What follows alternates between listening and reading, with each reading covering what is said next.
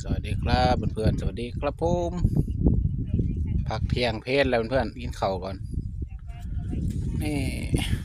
แดดคักอะไรแดดลมเพื่อนๆมันนี่ยังดีแต่มีลมผู้เขาก็ได้เขาหน้าใต้แห้งคือเก่านอนเพื่อนชาติบรรยากาศ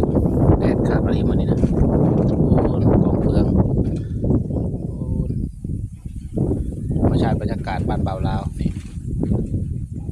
อยู่ในห่มอยู่เที่ยงนาเพื่อนมาหับจ้างตัดเขาคือเก่านั่นแหละมันนี่เอารถไถมาเด็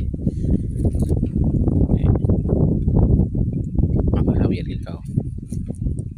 แดดลมเพื่อนมันนี่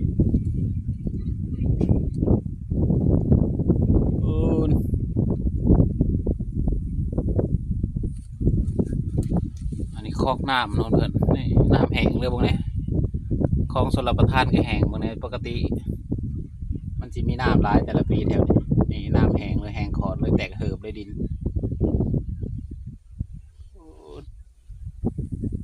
อู้นอนเพื่อนนี่ปุ้ยคอยไปมานั่งถือเลย